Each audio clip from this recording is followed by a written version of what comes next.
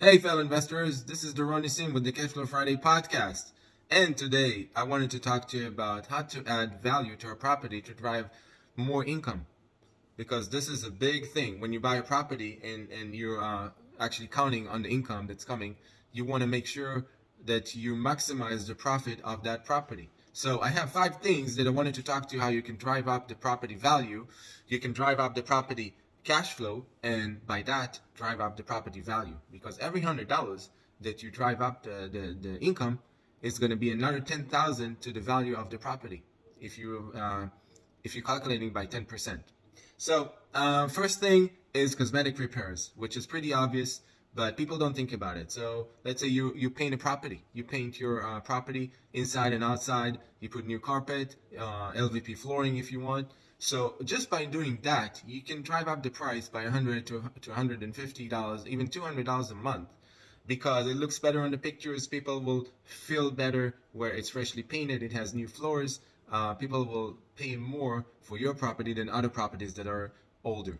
So that's the first thing. The second thing is adding a washer and dryer, which is a big thing. I mean, you think that I don't care. I don't think people will need that. People need that, and they're willing to pay.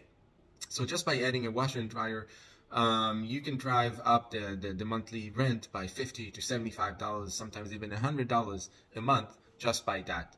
The next thing is it's a little bit bigger, but it also makes a big difference. Changing your kitchens and bathrooms. So if you're gonna change the kitchen and the bathrooms, and the picture is gonna look amazing. You have a new kitchen, you have new bathrooms, and people will be willing to pay up to $300 to $500 more if you have a new kitchen, if you have new bathrooms, and it looks new, brand new.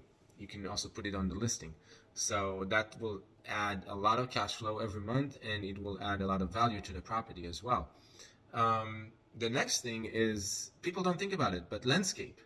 If you have nice landscape to the property, people care about it. They come to the property, you do a showing, and they see, wow, it's a nice yard.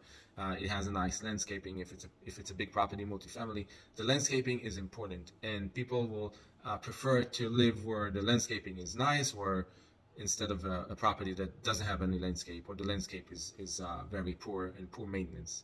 So that's the fourth thing. The fifth thing is looking for additional spaces to rent them out. If you have, if it's a single family property, not in a subdivision, not in an HOA community, and you can do whatever you want in the yard, you can make connections for an RV and rent the space for an RV, and you can have even like double the income just with renting a space for an RV space. You can rent the parking space. People always need parking, and they need place to park. They have, I don't know, golf carts. They have motorcycles, ATVs, things like that. And if you rent a space, if you have enough space in your yard, you can make money out of that. So renting that additional space, you can put a shed and rent that shed as an additional storage space to the people that rent the property, and also to other people. So you can do that as well. So always look for places that you can rent more in your property and drive the income higher, because if you have more income coming in, the property valued more, you can get more if you refinance or sell it. So basically you're adding a value to the property, you're adding a value to the cash flow, and you're adding a value to the value of the property, which is amazing. So that's all for today, the Cash Flow Friday podcast. My name is Doron Nissim with the Florida Investor Group on Facebook. So check us out.